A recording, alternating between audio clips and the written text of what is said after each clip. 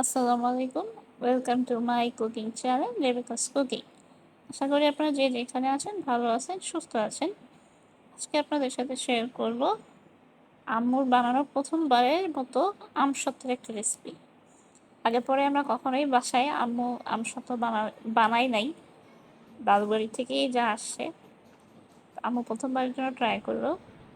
এই যে এখানে কিছু পাকা আম এভাবে টুকরো করে কেটে নিয়ে এগুলোকে ব্লেন্ড করে নেওয়া হয়েছে। এইভাবে ব্লেন্ড করে নিয়ে আমের পিউরিটাকে এবার চুলায় বসিয়ে দিতে হবে। এটাকে এভাবে চুলায় দিয়ে দিতে হবে, দিয়ে এটাকে সুন্দর করে কন্টিনিউয়াসলি নাড়াচাড়া করতে হবে। একটু সাবধানে, এটা যখনই তাপে চলে আসে, এটা সিজে আসে, এখানে সামান্য একটু লবণ অ্যাড করতে হবে। আর মিষ্টির ব্যালেন্সের জন্য আপনার প্রয়োজন মতো আপনি চিনি অ্যাড করে দিতে পারেন। এবার এটাকে সুন্দরভাবে কন্টিনিউসলি নাড়াচাড়া করতে হবে। এখানে আবার একটু সামান্য লেবুর রস অ্যাড করে দেওয়া হচ্ছে। এটাকে এখন নিজে দেখতেই পাচ্ছেন, এটা নাড়তে নাড়তে, এটা জাল দিতে দিতে একটা পর্যায়ে এটা কালারটা একেবারে চেঞ্জ হয়ে যাবে। এখানে যখন এই যে এরকম একটা থিকনেস চলে আসবে, তখন আপনি এটাকে নামিয়ে ফেলবেন।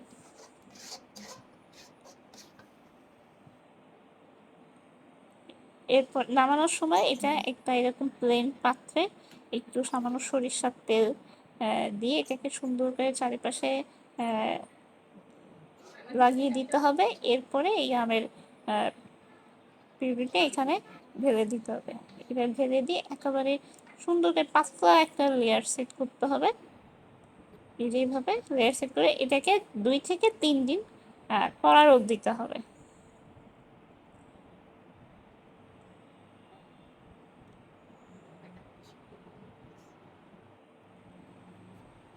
এই যে এখানে আমাদের 3 দিন পরে রোদে দেওয়ার পরে 3 দিন রোদ দেওয়ার পরে এইভাবে আমসত্ত্বটা শক্ত হয়ে যাবে।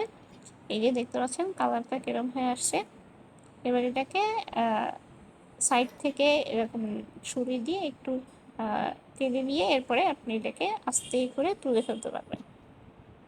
এবার এটাকে তুলে নিয়ে আপনি আপনার মন মতো শেপ করে কেটে নিতে পারবেন। এখানে আমি দেখিয়ে দিচ্ছি।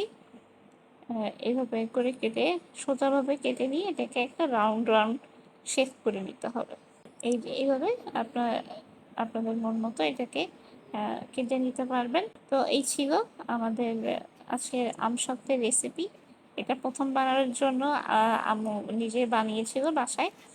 তো প্রথমবারে এটা এত টেস্টি হয়েছে, আপনারা যারা এখনো পর্যন্ত নিজেরা আমসত্ত্ব বানাতে পারেননি, এভাবে ট্রাই করবেন।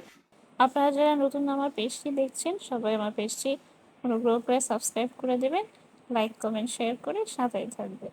আসসালামু আলাইকুম।